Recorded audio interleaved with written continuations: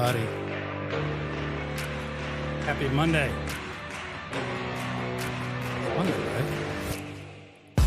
Hopefully you're doing well. Got a little bit of something different. Check in with everybody. Hey, Dory. Always happy to have you. What's going on, gang? It's not on. It's different. It's definitely going to be different. I'm trying to figure out if I like this music playing. I feel like we need a little something to keep things kind of moving along. How's everybody been doing? It's been at least a week, because I know that the last time we talked, I had been a week ago Saturday. Had been in D.C. for the rally there. We had a little bit of an interesting day, to say that. Very loud, says FOMO. Yeah, I think it is too loud. It sounds loud in my ear, and I've got it turned way, way down. But I think we're going to turn it down even further, because I think that just a little hint of it. Just a little hint of it. Keep things moving. Try to get us going here. It's crazy right now with everything that's going on. There is a lot happening. We're not going to talk about most of it. We're going to talk about hurricanes, the effects of hurricanes, what happened in the last hurricane. Some of you who follow my Twitter may know that I was in North Carolina. Got down there on Tuesday. Music's just too much. It's not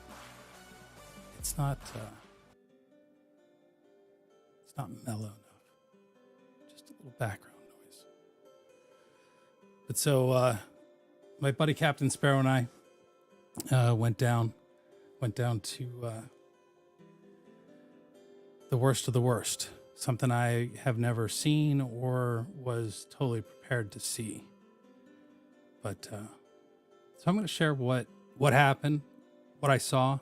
This may be a couple of streams. It sort of depends on you guys and your questions, your comments. I've been sort of challenged by this because it's a lot. Near Rapunzel, it is really bad there. While simultaneously not really being that bad. And hopefully I can share with you, help you to understand sort of the truth behind what you're seeing maybe on social media and the reality of it, that even I didn't get it first. And I think there's a lot more to this than we're all seeing. And we won't know the actual effects for a long time. But I think their long-term effects are going to be worse than what we think we're seeing, if that makes any sense. Hopefully that'll all come out. So what I did was I took video along the way, and it was sort of a safety factor. It was a number of things that led us to go down there, and how we traveled, what we took with us, making sure that we were fully self-contained, taking everything we need from here, there, and not being a burden on the area that we were going to, while not knowing really what we were getting ourselves into. So we'll get into that. What I'm going to do here is share with you first. Just let's take a look at the map here. And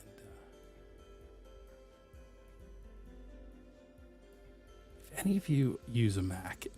Boy, have they changed in the last few weeks. All these new permissions and things that they're doing, pretty wild. So we're going to do this window here. We'll share this up. So this is it's a little map of the area. Hide this out here. So just to give you kind of an overview of where we were, where we started, where we ended. You can see this pretty good. So here's Asheville here. This was what many were saying was the hardest hit area, Asheville. Asheville was definitely hard hit. You can see all the water areas here. The River Arts District in particular, all flooded out, all in through this low-lying green area. That's going to be your watershed areas. I want to shift this around a little bit so I can see everything that's going on here. Because I want to be able to take your comments and your questions as we do this, because I've been sitting here trying to figure out how to best go about with this experience and sharing with you. And the worst part is I can't even get my own live stream to open. I don't know why that is.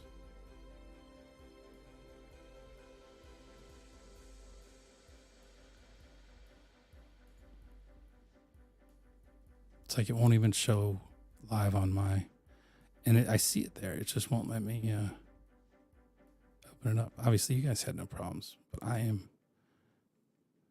having a hard time with that.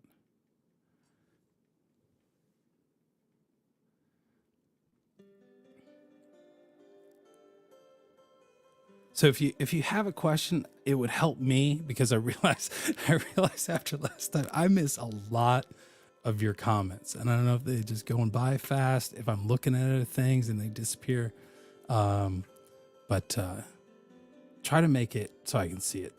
Add question : before it, something just so that I know you got something that you're trying to really. Maybe a bunch of asterisks might be helpful too. As a percentage of space and the people, I do not believe Asheville was the hardest. Let's see here. This is Rick. Yeah, you know, it's relative, and you're gonna see the different areas as I kind of show you and lead you through what and where we went. But devastation levels are relative, right? I think there's areas that are going to mop up, clean up faster. Other areas that are going to be harder to rebuild. You've got forests that are devastated, woods that are, you've lost massive trees. The environmental damage that's been done that will probably show for a long time to come. And that's gonna take some time. The mud you can clean up and wash away. These things you can do. Asheville as a whole, your areas, and it keeps popping up these pictures, which I wish it didn't do. But your areas are down here. You've got this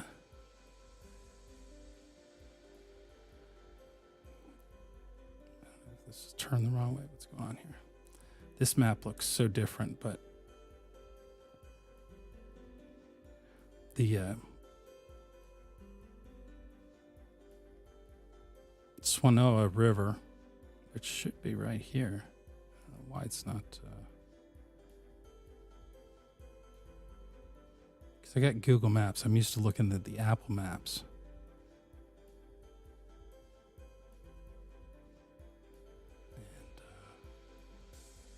And I don't have north up. Maybe that's my problem. No, I know I do because I'm looking at it here. So when we first came into town, 40 shut down. So we ended up having to come all the way down almost to Charlotte and take 85 across 74. And we came into town.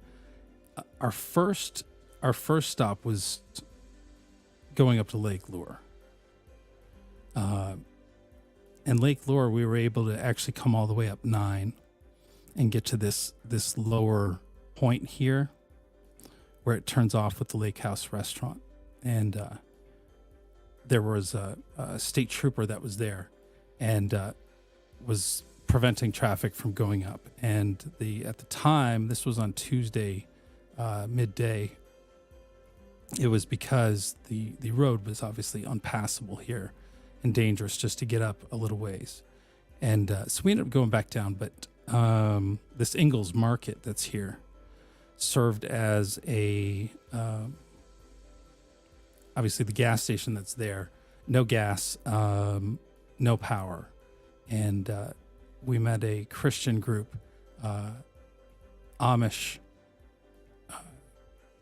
kitchen that they had set up, and they were prepared to serve 1,000 meals that day. And people were there hanging out. They already had supplies, water, stocked up and ready to go. And it wasn't very busy, which at the time kind of caught my attention. But there were not many people out. In fact, the roads were pretty much empty once we headed into the mountains. But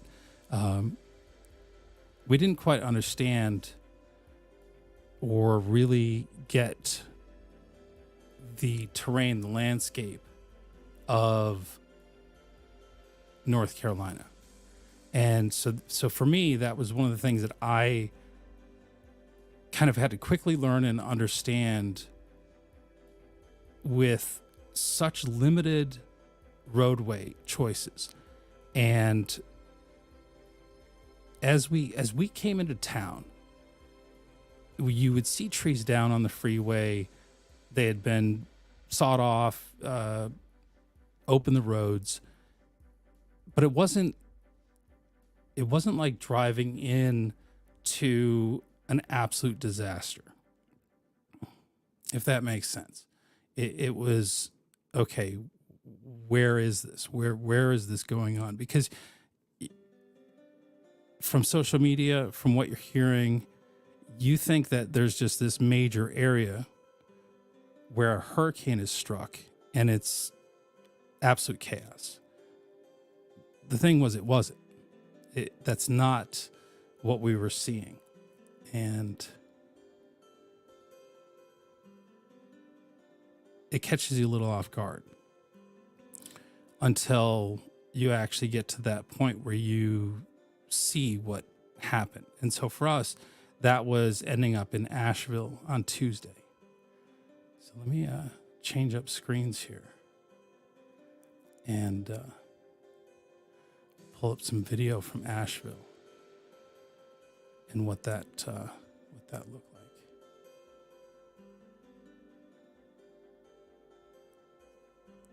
Because at the time, 26, which we thought was closed, was not closed. So that's the main thoroughfare into town.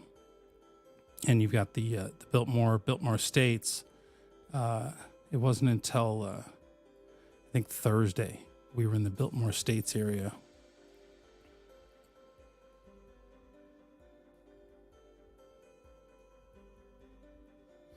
Yeah, see, that's where I'm off. It just wasn't far enough north for you.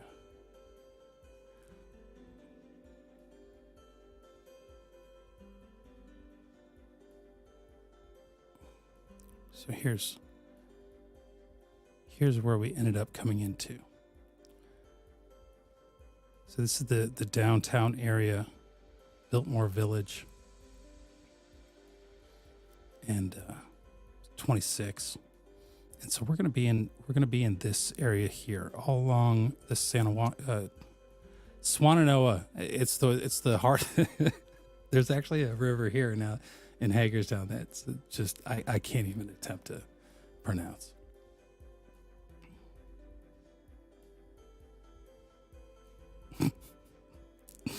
Chat, you guys. Oh, telescope, give it up, man. Give it up. All right. Oh wait, I could do that. Yeah, that's okay.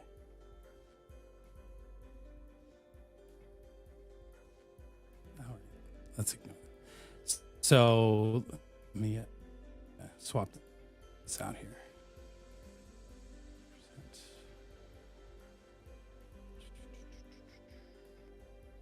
So we'll get that. So we gotta create a new one.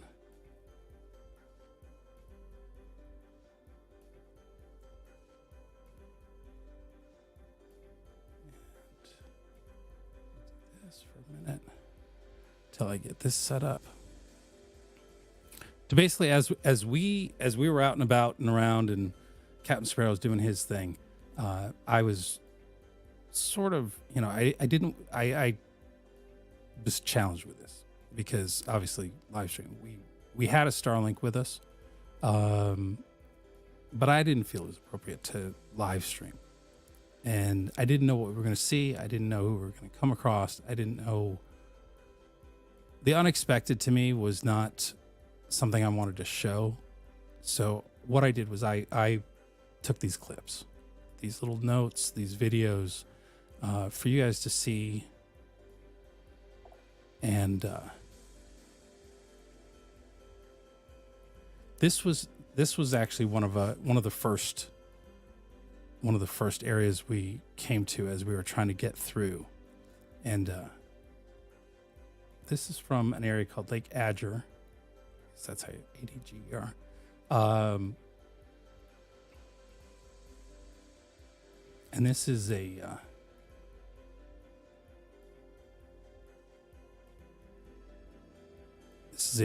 community up in the mountains. In fact, you can kind of see where it's at here. Mill Spring, North Carolina. And we were working our way through the back roads because we'd get to roads that were closed, had blockages. And so this is sort of the first bit of flooding where we got a sense of how high the water got in this area. And so back here, there's a wrecker that's getting this shipping container off the road that had, I would imagine, come up with the storm water from the river that's down below to the left here. And so this is like the first place that we start to see, these debris fields. This one wasn't bad at all. This was sort of the, I'm sorry, it zoomed in here a little bit. Go back here. You don't need to hear all the noise from that, but this is, at some point here, you'll be able to see how the water and the mud leaves a line. And this is a small creek that rose up far enough to get over this road. And that's about 20 feet down there, to give you that little bit of perspective. What that looks like.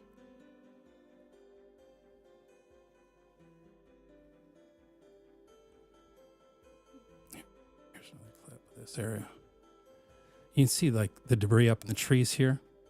So anything that floats ends up in the trees, and that helps to sort of understand where that water level was. So that would have been above my head where I was standing on this road at the time in this section. And that's when we started to get an idea of what had actually happened. This was a fence with a lamp on it that was up in the trees. This farm had been completely submerged. As we came around, you could see that it had been cut off. And then that line there is where the water level was. As it comes around, you see it's up where the road here. But off to the right, this was one of the entryways into the farm. Hope, that's a great question. People were, because we ended up with a group of rescue workers, and the response of people was, one, I think they were happy that they were able to share their stories. There was one person, a family that came up to us in Asheville, an artist, and I recorded a bit of his story about what he went through. But that was it. I had all kinds of camera gear with me. I had my streaming setup. I had my stuff, and I just didn't feel like that was the right way to go. And I basically just held my iPhone, and recorded video and mounted it in the dashboard, and took the time to really sort of understand and see what was going on. And then people that we come in contact with, do you need anything?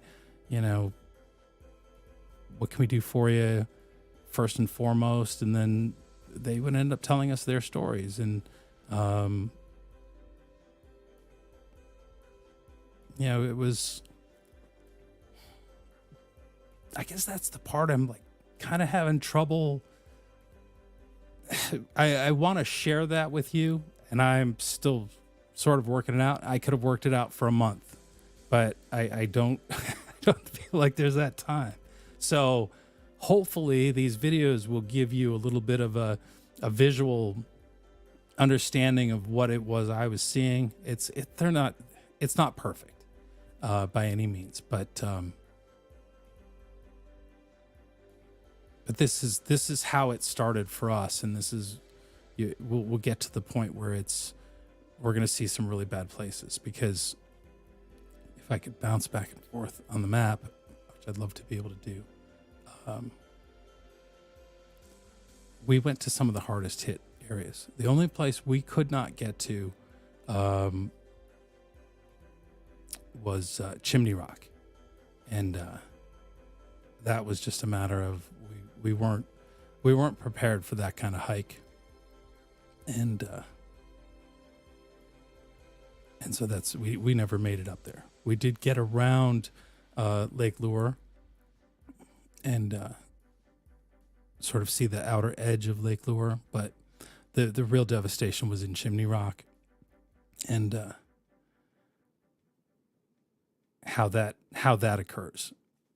By the end of these discussions, you should have as much understanding as what I think occurs in these canyons with these rivers, how they rise, how the erosion happened, and how nobody thought the water could ever get this high in these places. And it came and went, and it wasn't fast. From everything everyone told me, is it just slowly kept coming up, and I think it's going to stop, and it doesn't stop, and it's coming up, and it's coming up, and before you know it, it's higher than it should be, and then it started going out, and then it was gone, and that's where all this mud and debris, and we didn't find a lot of standing water. In fact, there was hardly any, which also you kind of expect to see when you go into a hurricane, because that's kind of what we've seen over all these years of, these different states that get hit, in Florida and Louisiana, and the water stays. And but it didn't look like that. And that's, for me, that's the strange part. You really had to get out to these areas to see what was going on. But so that's at Farm Creek there, just a little idea. These were the notifications that we would get as you drove around North Carolina. these NCDOT alerts would come up. You know, it's the ones with the loud sound and constantly telling you the roads are closed, no access. And that would pop up as you were driving. As we came in, it started. Eventually, they did stop. Last couple days, there were none, if not maybe one. So this is the family over here on the right coming out when we first pulled into downtown Asheville, and as we were coming down Main Street into this downtown area, they had the road blocked off, and so we didn't go out on that main road across the bridge over the Shenandoah. We ended up in this little area back here, which I'll show you here. And this is just a quick video because this is Tuesday, October 1st, and this was about 4:59 p.m. and they were already doing truckloads of mud and debris out. So you'll be able to see that here in this video a little bit. Now, even from where I was standing at this spot, the water is 6 feet high at its highest point. And in a video that's coming up, you'll be able to see where it was on the windows of the shop that's behind me. And we came down. This is the first time we're seeing this, and you can see all the debris in the trees and how far back it went. And I did a little measurement on Google Maps, and from the Shenandoah, it came out about 1,300 feet away from the edge of the river to the south, based on my Google Maps measurement. And you get a better sense here. So this is the Catawba Brewery. And you'll be able to see on the windows here how high the water came up, and this is uphill from where I'm standing down in the parking lot. There's a little rise in the lot.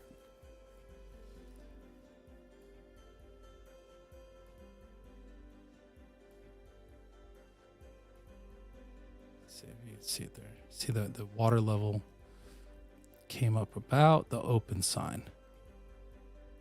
So it's not quite 6 feet, maybe close to 6 feet. If there's an 8-foot door, it's maybe about 6 feet there.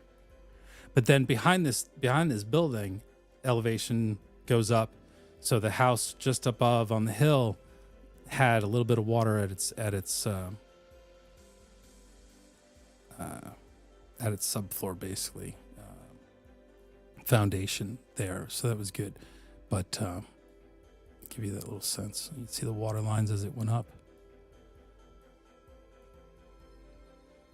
You know, and I don't know if these buildings can be saved. I feel like the brick and some of the older, stronger structures that weren't wood and didn't wash away, I feel like they could be salvageable. But it's going to be a lot of money.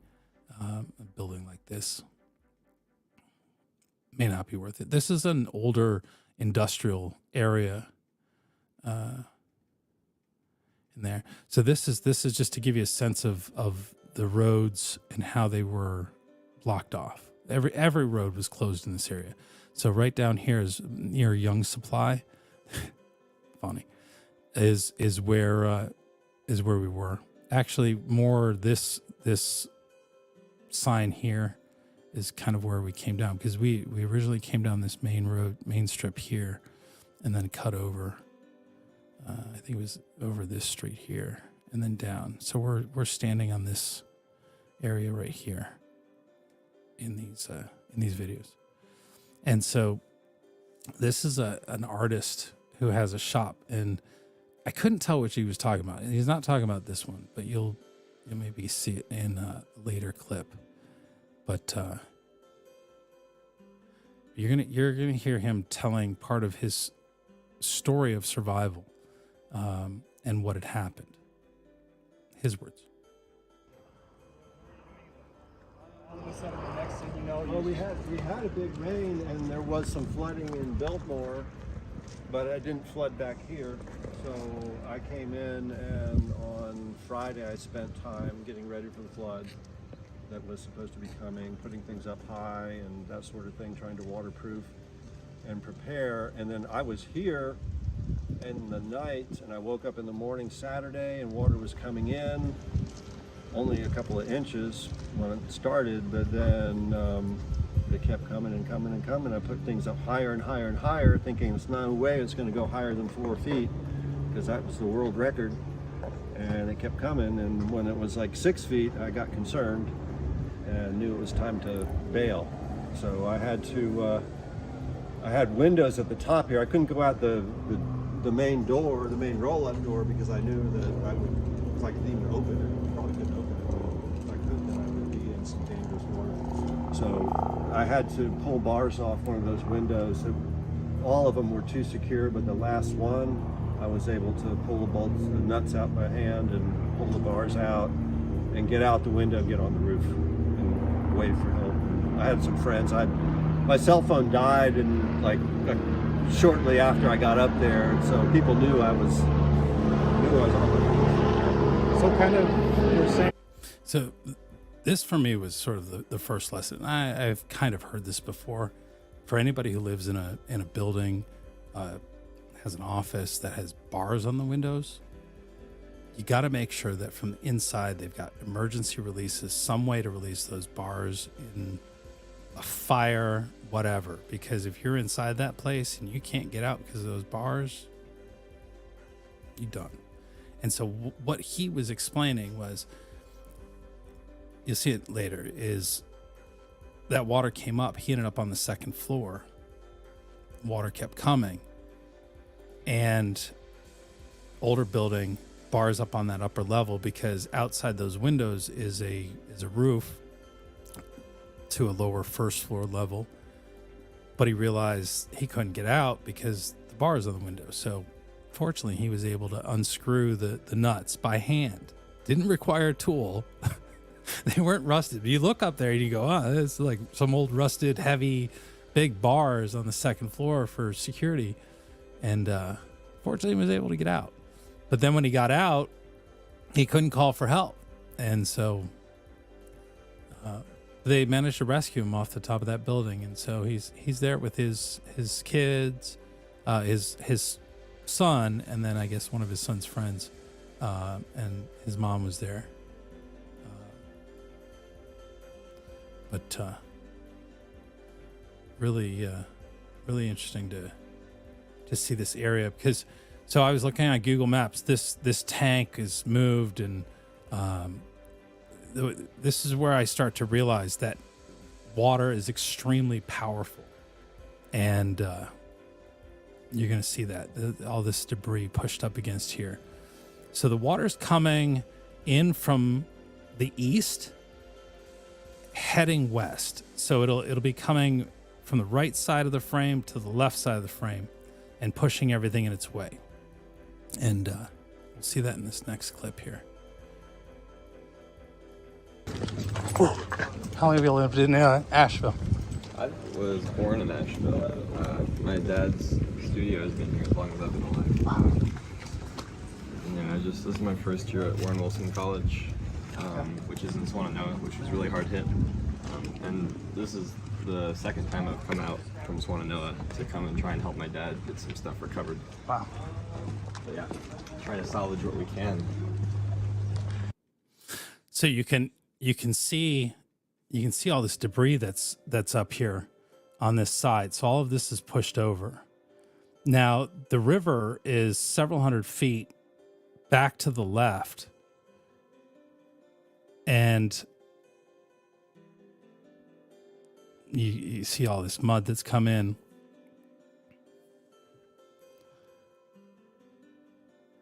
And this is my first view. Now, keep in mind, these guys, they all walked out. They were headed back to their car. They had been, as we learned, at the shop, pulling whatever they could, salvage-wise, from Dad's art studio. They're covered in mud. And I quickly threw on some boots. Captain Sparrow threw on some boots, and we headed out here to sea. Now, this being all underwater, is this worse than I would expect? Actually, no, it wasn't. But it was strange because you see a trailer back here. Some of the things you find, and this is the start of it for me, understanding what's going on.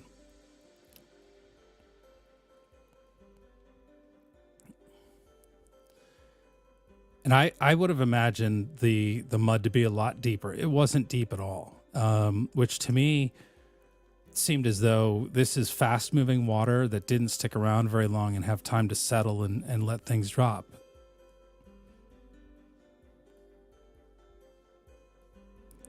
But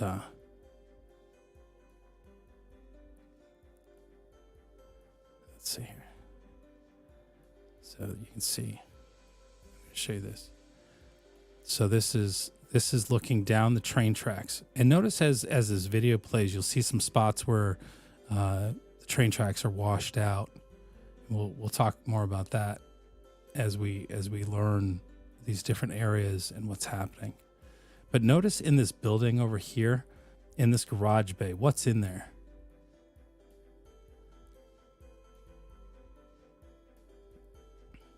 You know, that just debris field that's up here is insane. You don't really get to see it there.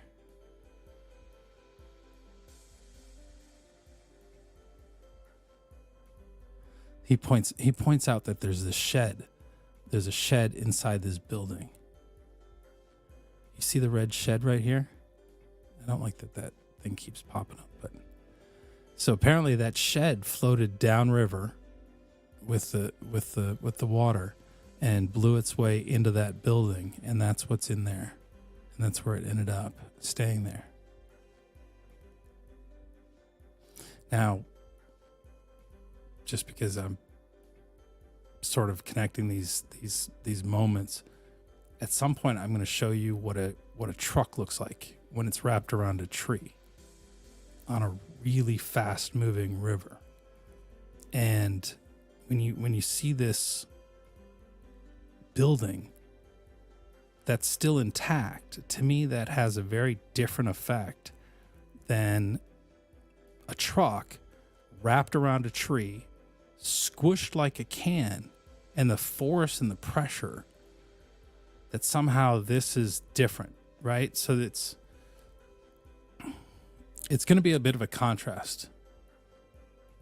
And I think really thinking about it is the downhill force of this other river where we saw this truck is very different than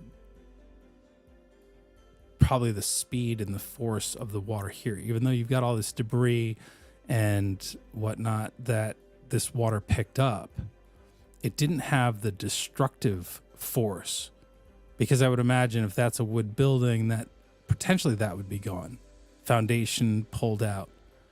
If it had the same, so as we go through the areas, the damage is relative to, I think, a number of factors. I'm not a scientist. I just have eyes. And, you know, you'll see the common thread in all of these areas are these rivers and streams. And what they became with a 25-foot, it's not even a tidal rise, but, you know, this flow of water that is funneled through a mountain. So keep in mind, this is the Shenandoah River. Wish I could pull this, easily jump between these two maps. Here, I can do this map here. So this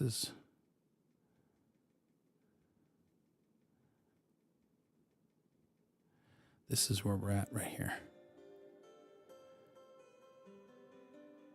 We're in this area right here. In fact, we're in this building.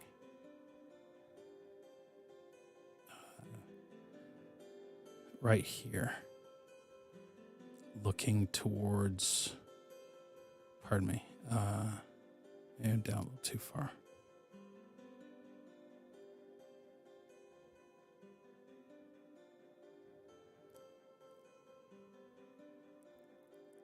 Trying to get my bearings. So I have it on another map where it's but Thompson River, Thompson Street down there. On the other side of the train tracks. We're here on the tracks. Village Pub.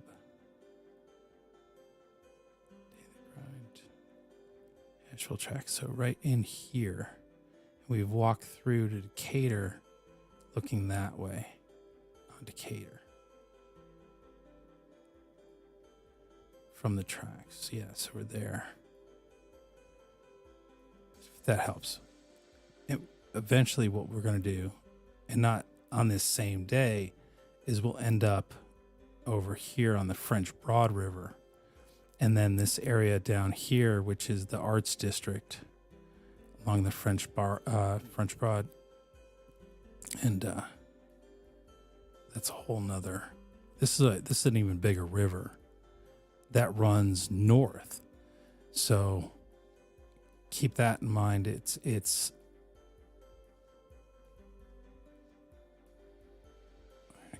disappears on me every time. There it is. So you've got the Shenandoah River that's running east-west, comes into the French Broad. So all that water that came through the back of that artist building is headed this way towards the French Broad and into the French Broad and towards Biltmore. Now we think Biltmore House is fine because it's up on the hill. People were showing the entry gate to the Biltmore House having 10 feet of water. According to the maps, it's much lower to the ground. Nobody has any info on the Biltmore House, but I suspect the Biltmore House is fine. But this French Broad River is a unique upstream river that runs through an industrial area. So we'll get there at some point. Let's see. Just a nice shot to give you a sense of what that debris looks like again. With all the mud, everything built up along the sides here. You know, it moved these trailers out onto the tracks. All these trucks would have been underwater. You can see a water line on that building or not.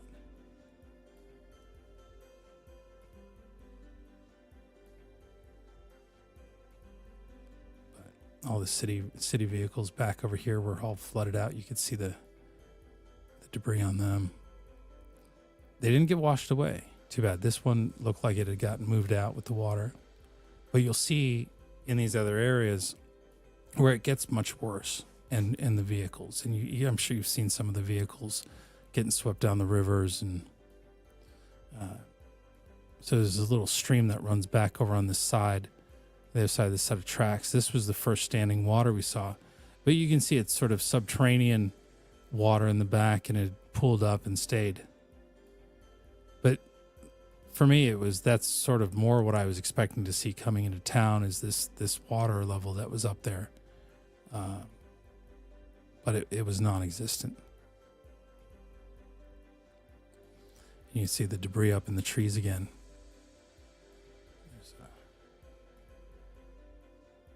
There's this one chair. I was saying to somebody that the chairs always end up in the trees, in fences. The legs get caught and they stand out. This was from a really nice furniture store that was a neighbor to the artist.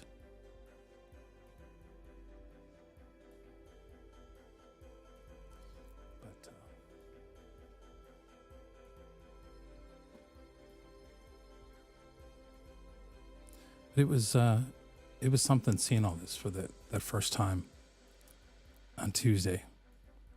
And for us, we finished up the day here and then had to go find someplace to stay. So we camped. We knew we were going to camp. We had all of our gear to camp and stay. And we ended up finding this RV park that was inhabited by locals. just outside of Henderson, which wasn't hit bad. The roads were all open. They had gotten their power back on, but they were still feeling the effects. Restaurants, everything was closed. They were still sort of recovering from that initial electrical and water outage. So we ended up staying there. And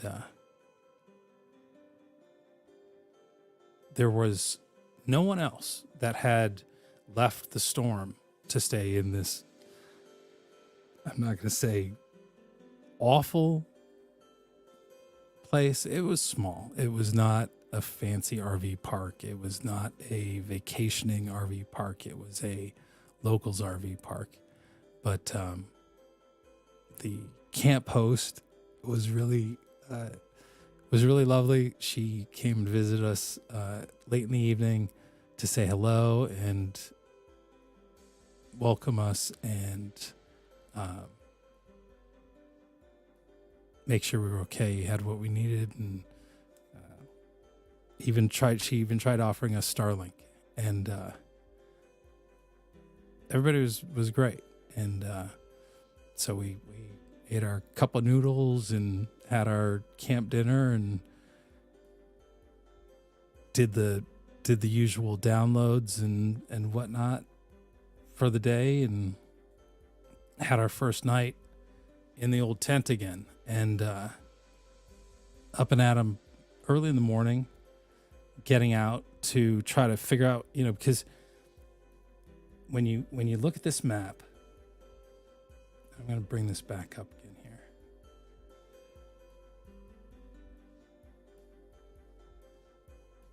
Okay. Stop sharing. It's funny. I wish I could add a couple of those in. It will not let me do that.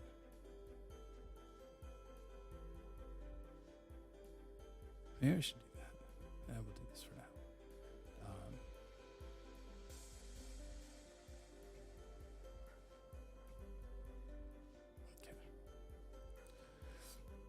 Okay. So we're down here, Hendersonville, and day 2 was about trying to find a way. Actually, I lied. I didn't finish that first day up. Oh yeah, there's so much more. Yeah, it was just 6 o'clock. Let's go back to that.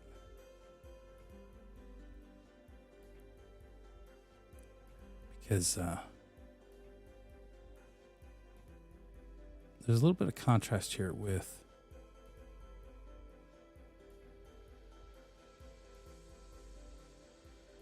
the fact that it's, so the storm came Friday. The water started coming up Friday morning.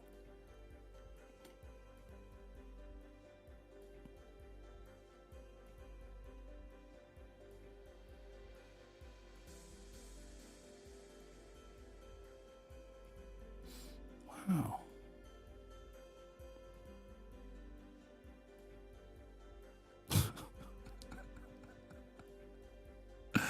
No, actually, we had really nice bathrooms.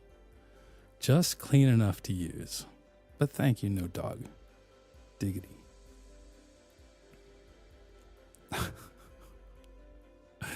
I guess our friend is really upset that he doesn't have a voice here.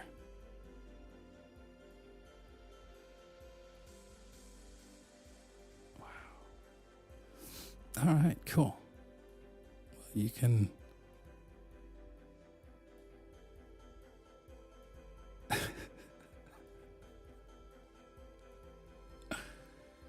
Oh, my goodness.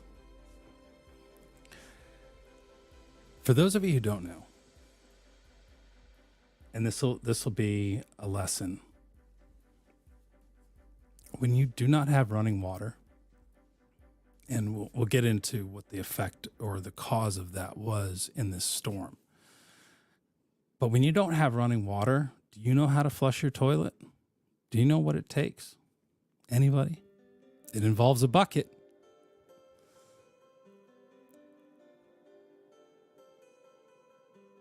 About a 5-gallon bucket filled with water. And you pour it into the bowl and it flushes. It's 5 gallons. Yeah. I hate to get too far into this, but like, these are the little things that you don't really think about when you're living in comfort, running water, electricity, heat. You know, for these people, winter's coming. They're expecting a frost. Mountain areas, nighttime down to the 40s, right? They don't have electricity. They're running on generators. If they've got the gasoline to put in their generators. K9 says dump water in the back. Yeah, you can fill the back. You can just dump it in the toilet and it'll automatically go on its own. Things we take for granted, right? These people now are going to deal with months of this. I hate to cut to the chase on all this stuff. Life is not going to be the same for this area for a long time. Hopefully not that long, but it's potential. Have the tub filled. Well, yeah. Unless your house is, floated away, right? But even then, you're going to go through that tub really fast. And eventually we'll get to the story of Mabel, 78-year-old woman, and her 78-year-old husband with a home, with a place to live, no running water, no electricity. And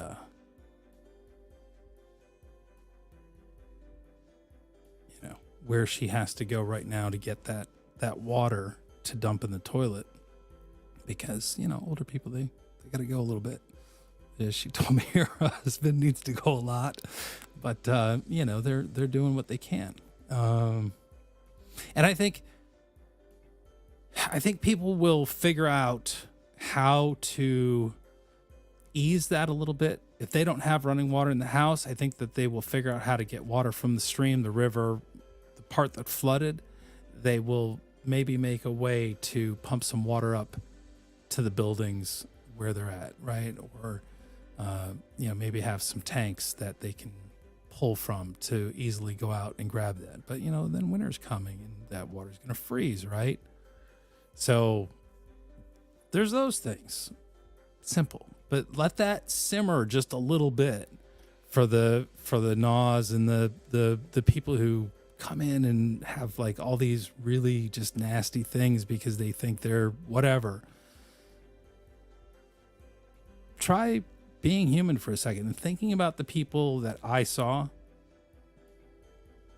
that I talked to, that I'm trying to share these stories as the best possible way that I can to give you a little perspective of what I saw, because I don't think you're getting it anywhere else in the same way. And so let's have that discussion instead of this petty bullshit in the chat because you're an asshole, because you can't fucking figure out life. You know what I mean? Seriously, we all know who you are. Give it up. You're supposed to be on that side of, tolerance, right? Be tolerant for a change. If you can. But anyway, let's get on with our story because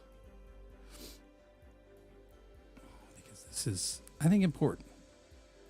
So this is the road back behind where we just were. And so what this is going to do is this is going to take us away from the river into a neighborhood. And this is what the neighborhoods kind of look like for the most part. But even then, This isn't most neighborhoods. Most neighborhoods, you can't tell there was a hurricane. But watch this. And see what this looks like. So we're kind of crossing over this little stream area here. And this was all underwater. Number of businesses. There's some cans on the ground from the brewery and you know, the train barricade's gone. But that's okay, because there's not going to be a train through here for a long time, which is not okay. But we'll get to that. So this little business, these guys, they're just out walking around, you know, seeing what's going on. This is on Tuesday after the storm hit, came through Saturday, Sunday, Monday. Now, you know, people are just out walking the baby, still all this mud going up the hill, and you'll see kind of the water line where it ends.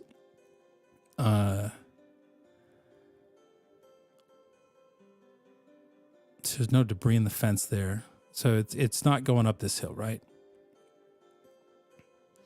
So we're going to fast forward here to this next clip.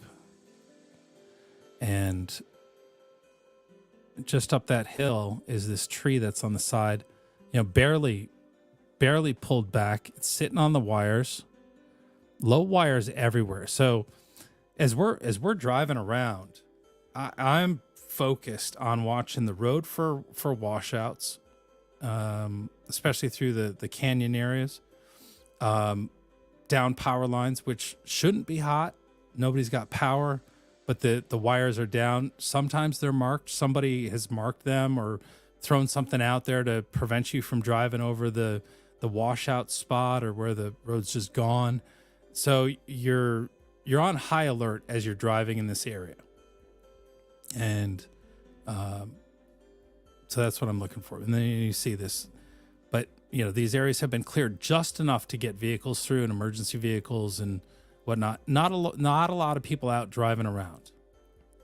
There's traffic, but again, most of that traffic is people who are there trying to bring in supplies, bring support, there to help. Sometimes truckers just passing through.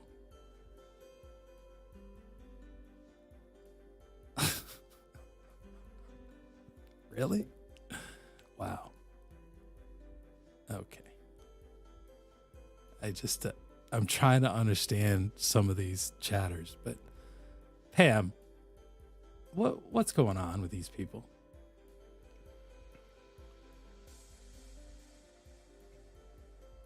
Yeah. There's more and more coming out. The problem is they haven't had a way to get those videos out, right? Because a lot of them don't have access to internet. Cellular is barely working. If you get a text out, you're lucky. As the areas come back online and Cell gets brought back in, you're going to see more and more videos from people who probably don't normally post videos themselves or live streams.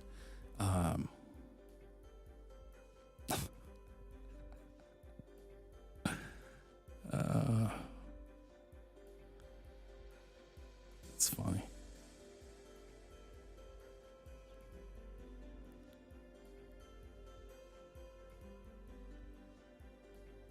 I'm guessing zucchini is broccoli.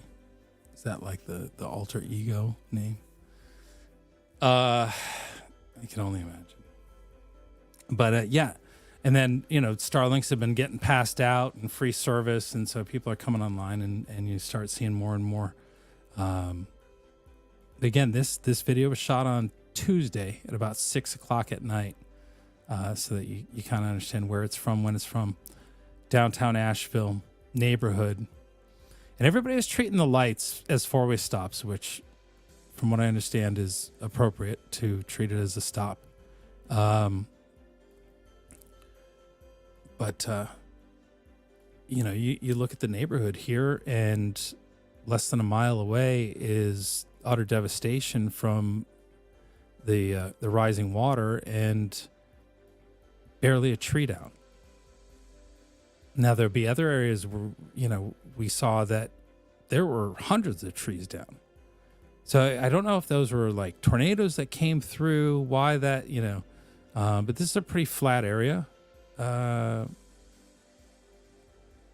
I think coming up here on the one side, somebody got a tree in the house, right? So it's something that I think we can all sort of relate to, and I think that it could happen anywhere, right? It's like you live in a neighborhood, you've got trees, devastating storm comes through, you've got trees down everywhere. Are you prepared for that? Are you prepared for how to do it? Because the thing that I learned is that it was up to the people in these areas on these roads in the middle of nowhere to fend for themselves and their neighbors. And they went out as a team and took their tractors, took their chainsaws, and they cleared the roads so they could get out, get more gas, get the things that they would need, because not necessarily not prepared, but they're going to run out, right? And so somebody's got to clear those roads and open them up, because with such a large area, if you leave it up to the municipalities, they're going to take a while, right? And so that's where these groups of people that came from out of town that worked their way inward as the residents work their way outward. That's how this was working. And that's how from Tuesday to Wednesday, more and more of these roads and routes opened in this large area, at least where we were seeing what was going on. So this area here is over in the artist district. And this is where Walmart and some other stores, whatnot.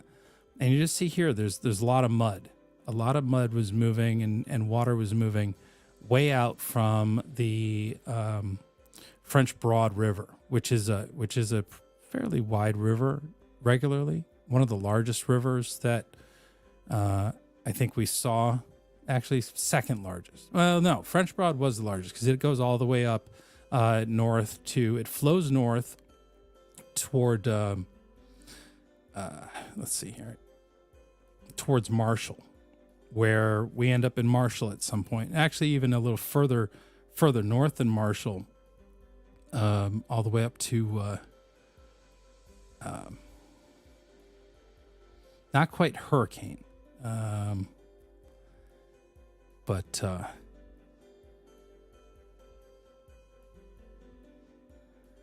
I'm starting to wonder if they're going to change the name of that town sooner than later. But Marshall, which is much further north past Asheville on the French Broad, was severely hit. And so at some point I'll show you that video from that town. But this is the new shopping area in Asheville. It's more wide open, but you see the water on this building. Oh, I need to hit that button. So on this building here, this I forget what it's called. You can see the water line. You can see the water line there. How high? It's about 5 feet up. The glass. See the white residue. We determined that somebody must have broken one of the windows and either gained entry to the building because the blinds behind it didn't have watermarks. So this might be, some sort of sign of some of the possible looting that was going on. But they had already come through with bulldozers and moved mud and debris out. And back here in the distance is a Walmart that they're, in another clip you'll see they are trying to get cleaned up and get back opened. The next closest Walmart to this one in Asheville is a little further south in, it's not Hendersonville, but between Hendersonville and Asheville.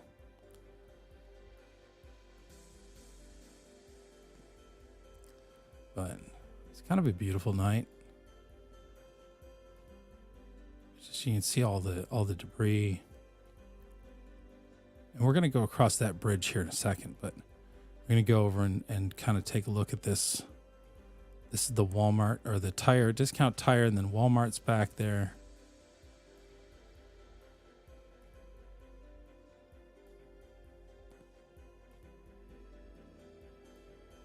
A little sign of cleanup equipment out there. We'll go back here. So this is the Walmart, obviously, and you'll see over on the side here they've got just big bags of debris. Probably stuff that got flooded on the inside, emptying out the store. These guys are pushing carts with bags in it. There's all the remnants. They've already got security cameras up on the yellow system here, security throughout. We ended up staying at a Walmart in near Burnsville. And it's interesting to see armed security at a Walmart, but not during this sort of disaster. But and that Walmart hadn't been touched, other than not having power. But the night we stayed in the parking lot with some other rescuers and whatnot and relief people, the power came on. So they had been running a generator to the fuel island. But that night the power came on and everybody cheered, and it was great fun. So this is gonna take us out to some of the worst devastation in the area. I think this was far worse than that downtown Asheville area. This is the arts district.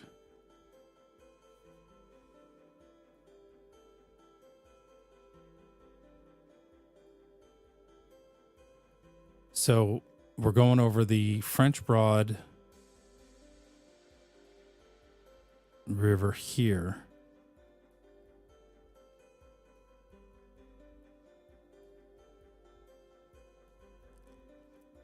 Asheville Botanical Gardens just north of us.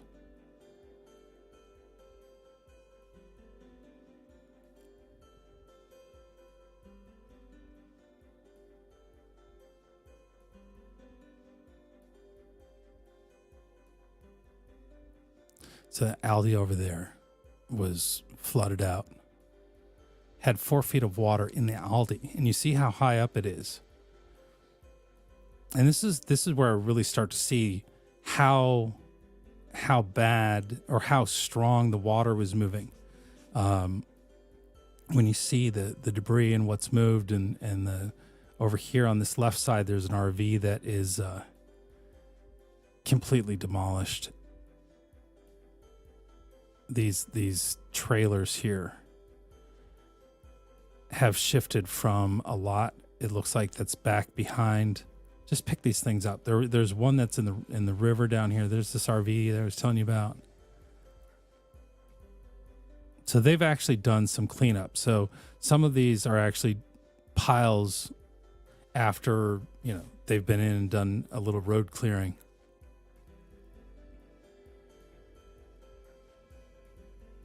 Here, this is a Class A motorhome with a nice generator under there. Not anymore. And I don't think he parked in the river.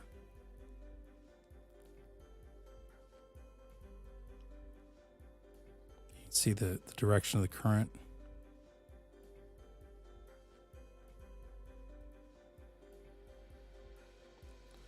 So they had just marked this vehicle that morning. This is 10-1. So they must have been out searching and checking.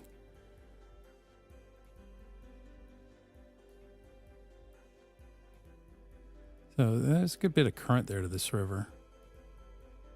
At some point, you're going to see, again, how high the debris was up into the trees because of objects that float get caught up in that higher portion, get caught up period. And it says 74A, 81.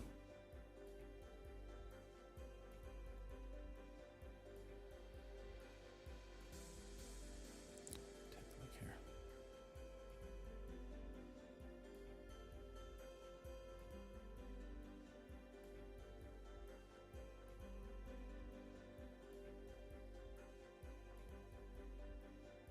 That's a tractor trailer down there.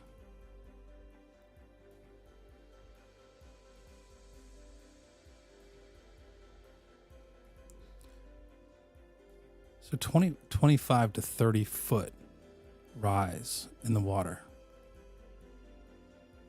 in this area.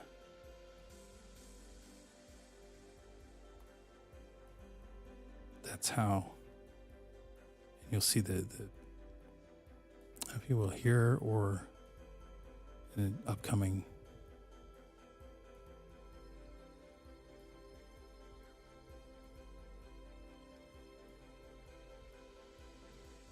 just a lot of debris.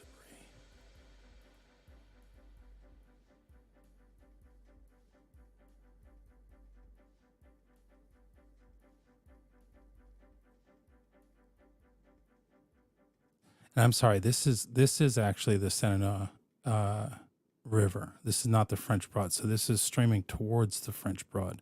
This is heading this is heading down to the area where we were earlier.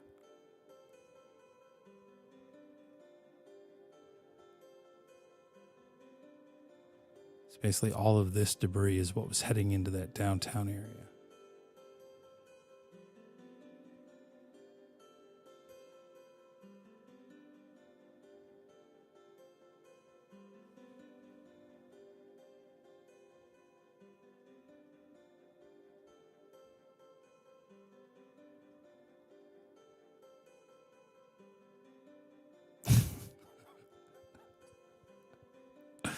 Brett Boyle's just not having a good night.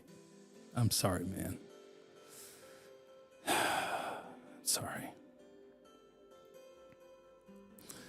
Lisa, we'll get to that. We'll get to that. That is on another day. Maybe today, but another day in our story. So you'll see up here, these are bags of peaches in the tree. That floating debris. They get caught up, the net mesh bags. I just thought that was a little strange. But, you know, when you realize how high that is, 30 feet in the air, 25, 30 feet in the air, how high that water is, and the danger of that. It's just a whole nother perspective of Mother Nature. The entire area was underwater. That was, there's such a change in terrain that it wasn't like the wide swaths of water. It's, you can, how, not everywhere.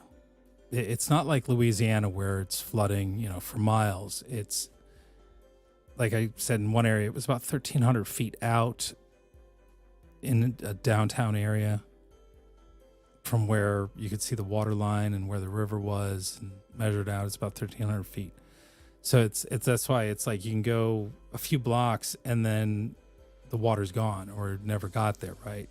So it's relative to the valleys and the river basins, and those tend to be sort of lower than, you know, the expected 4-foot rise that they would get, you know, that's down there. But when you got 25 feet of rise, now it opens up a whole nother area, and the unexpected happened. And people, like we heard our artist, he, you know, he's like, it's got to stop, right? But it didn't. And that's what we're seeing in these videos. You got this house up on the hill. This one's not touched. And I don't think you can tell that the water didn't quite get up to this house, right? So these houses are saved, but the water level was probably somewhere in the driveway here, wherever that 30, you know, the trees back here, maybe that's the line right there in the driveway. But I shot this imagining that, you know, these people in this house probably watched this whole thing, and I can't imagine what it would have looked like to be there watching this water come up and just seeing all this stuff floating by, and just absolutely awful. And then that's the floor to a house. You can see the subfloor right there and the oak hardwood. And it's up there, caught up in the power lines. That's crazy.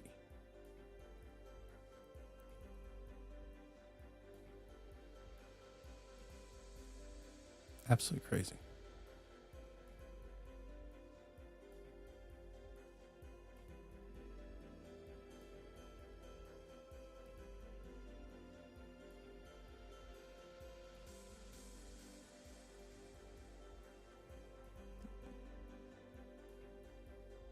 Try and fix this here a little bit. Okay, there we go. Let me get you guys. Topography matters, Troy. Absolutely right. And that's, it took me a little while to sort of understand what was going on and why we were seeing what we were seeing, and, you know, having these areas that seemed untouched. And then, you know, you had the areas with the trees, a lot of trees down or just trees here and there, the hillsides, the mountainous regions, and the multiple trees over the roads, and never seen anything like it.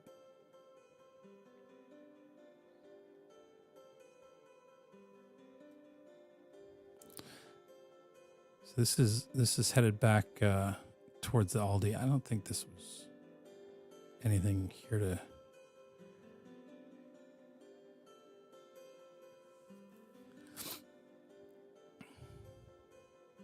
Yeah, in the video, I'm reminded that they had done a lot of cleanup on this road. So it's not the best example of the storm, because obviously there's stuff pushed off to the side, and, you know, if this is cleaned up a little bit, imagine what it was like when it happened.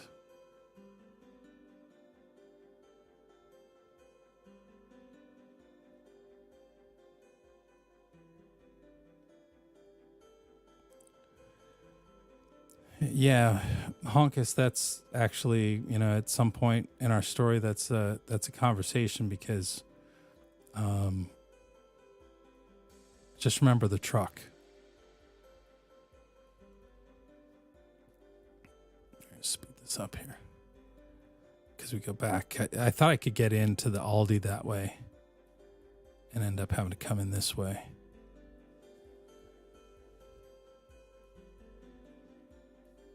So in this back area up here where the sun's setting, the expo trucks, that yard was just tossed. And there's a Estes lot that's just full of overturned trucks, and the financial loss from all of this is incredible. But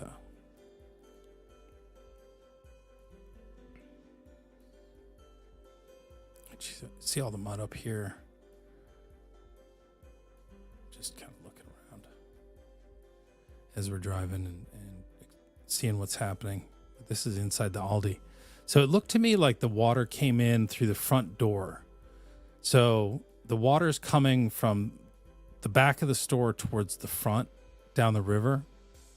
And so it looked like it came into that front door. It broke through the front door and just kind of swirled in and brought all the mud, and eventually swirled back out. And you'll see the doors here in a second, and you can see how high the water level was up on this hill.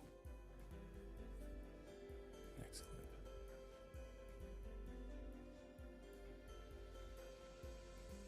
See the water level there?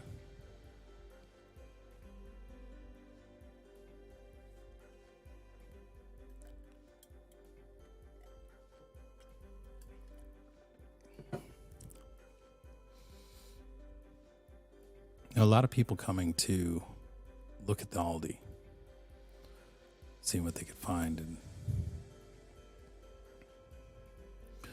some people out walking around picking, finding stuff out on the road. And,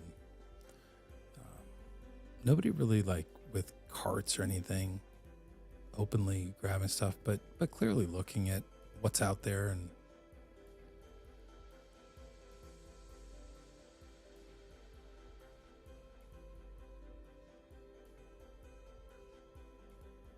oh, Carrie, that's awful.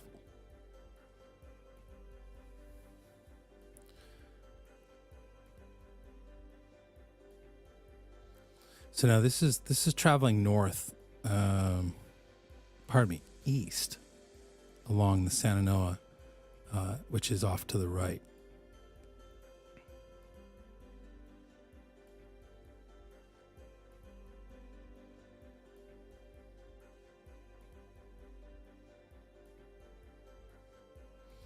You can see how far back to the left the water had gone.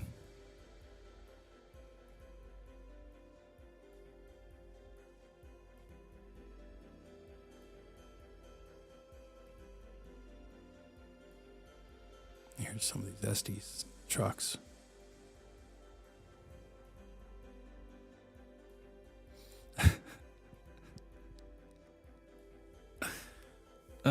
There's a place called the Treasure Club, and somebody thought it was an antique store. It's not an antique store.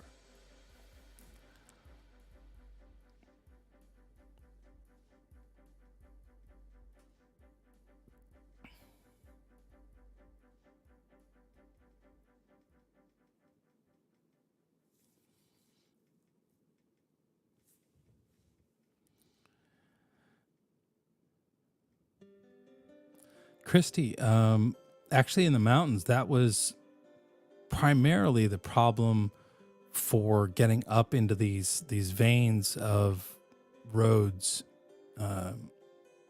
in the canyons, is that the mudslides and the washouts prevented rescuers from getting up there, because the locals were able to cut the trees and clear the roads, but the heavy equipment to remove the slide areas. And it's not until the third day where we got into these deeper areas with a rescue team, horseback rescue team, that we were able to see that debris and how that was dealt with. And at one point, the road got shifted onto somebody's property in order, to create a way to get through.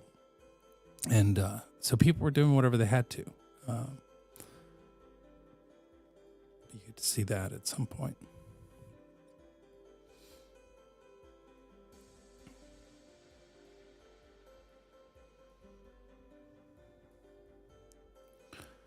It's just, this is still that just run of river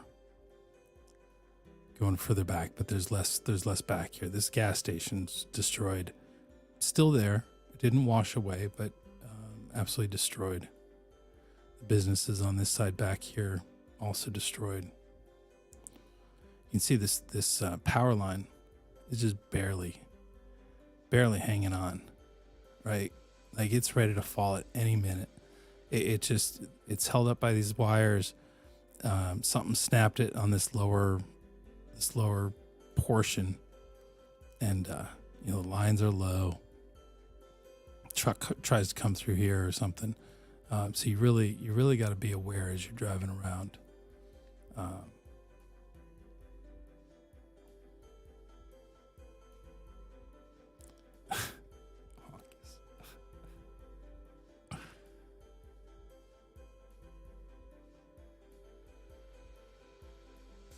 Right, Christy? That it's like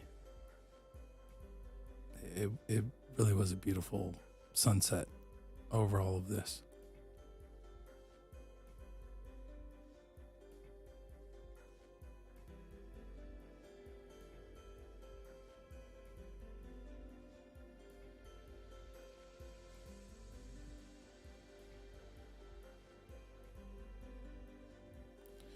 So let's see here.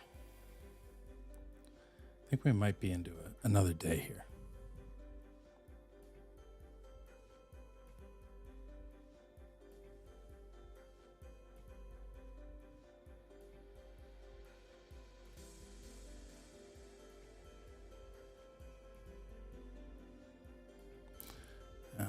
So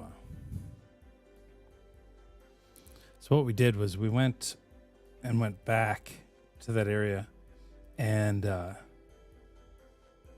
where we had gone over the bridge, where we had gone over the bridge, and the Aldi's there, we had turned right, and that's the last clip that we just watched is to the right of their bridge. Now we're going to go back, and this clip is from the left of the bridge, and it's actually under the 40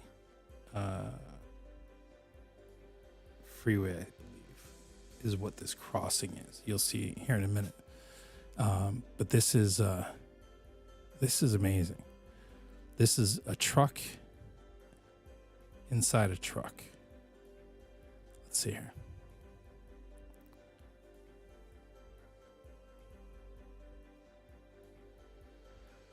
And this smelled like gasoline. This was an environmental hazard at this point. These vehicles being toppled, and you just the gasoline smell and all the trailers, and there was a shed system over to the left here that's destroyed. I was looking at it on Google Earth, and they suffered a lot of damage over here. U-Haul. I don't think this one goes back the other way. For some reason, I don't have another clip of that. But that's that side over there.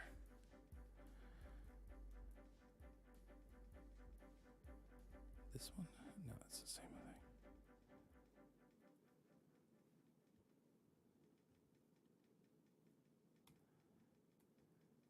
So on October 2nd, the next day, was a little different for us. We tried to get out to some areas where,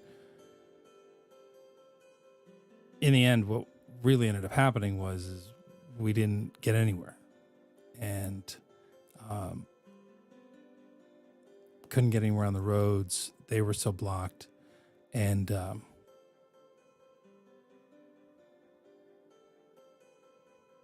we ended up, because of when we first showed up on Tuesday, and we first arrived at the southern point of Lake Lure, we were approached by a woman who, as it turns out, has a beautiful farm. And this is the picture of the horse wrangler in motion going to grab as I took the photo. But this Mustang is one of the horses, part of a rescue team.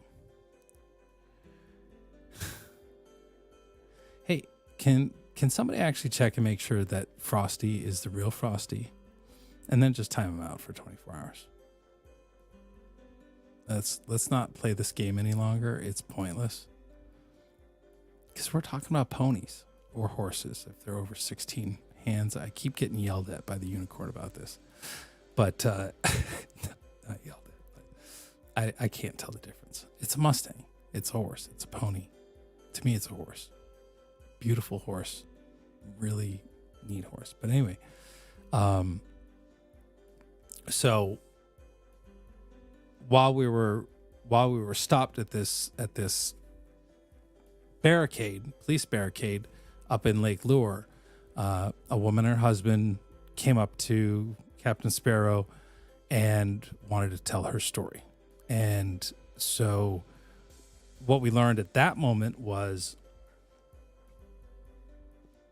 that in all the rain and everything that happened, local farms, animals didn't have food, basically. And so they were helping other farms, other animals to get the food they needed. One of the basic necessities, right? Hay. So they were in contact with people who were bringing hay. They were providing boarding service to anybody that needed a place to take their animals.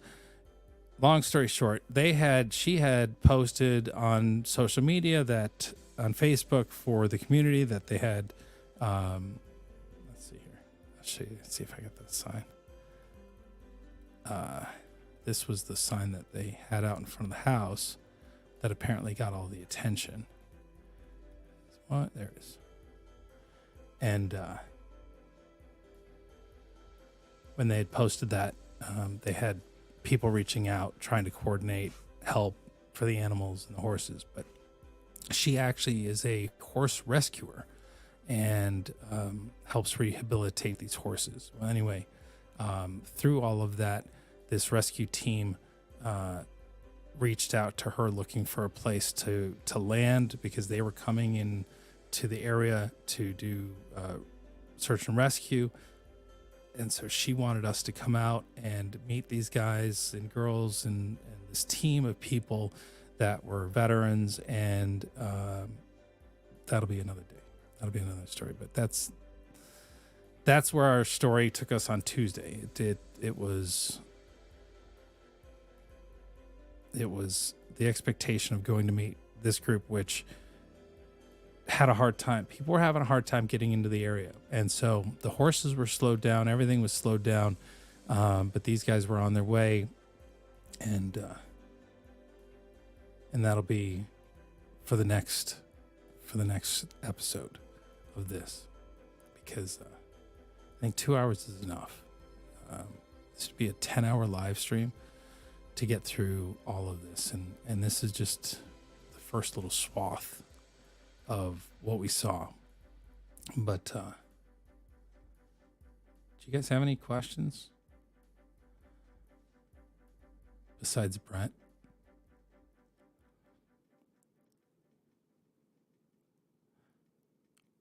Horses are horses and ponies are ponies. Of course, Grace, but that's just somebody who really knows horses well.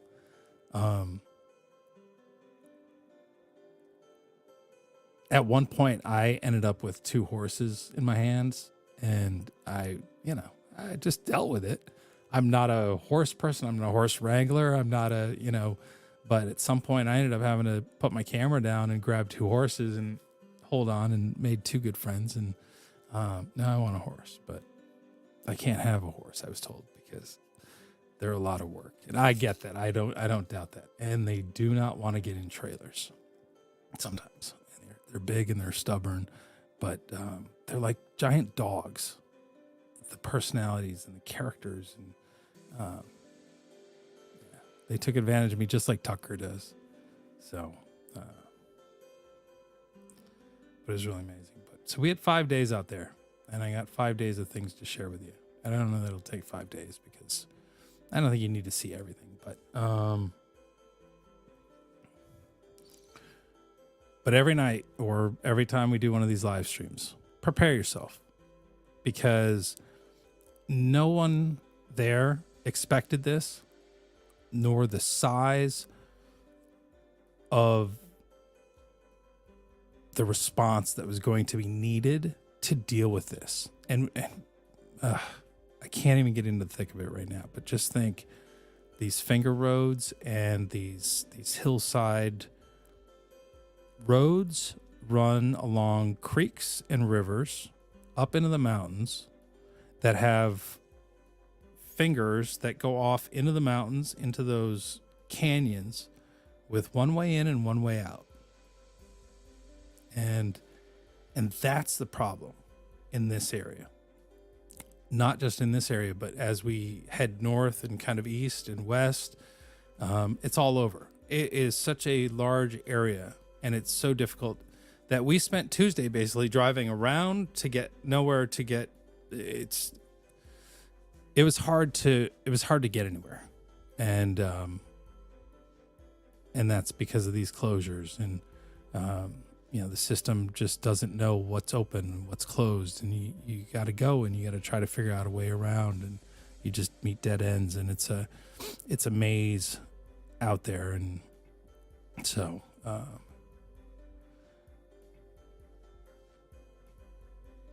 vibrating beds cost more. Door knocker, really? I'm surprised you would know that. So you're told. That's funny. Yeah.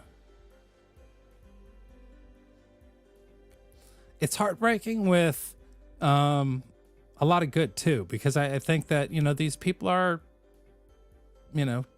working together and just doing what they have to do to get things done. And, we would, as we were out and about, we had supplies with us to help people and to do things and to do what we could, and then be self-sufficient and not take, space from anybody, not hotels, not we knew we were tent camping wherever we could. And we had enough water for ourselves plus anybody else we came across, and supplies. And I ended up giving away like weird things. Like everybody would always be like, no, we're good. But what's the one thing you don't have that you really need? Oh, it's this. Well, you know what? I got some of that. And like these weird things that just because I'm an idiot and that's what I do. Sparrow had stuff. And so we were able to help people out along the way and make some friends and,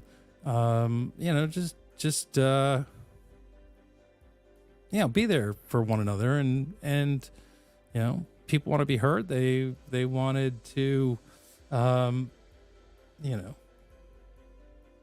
sort of be helpful to each other is what it was. And, when the rescuers show up and then people want to help the rescuers, it's like, oh, wow. Okay. So that's that.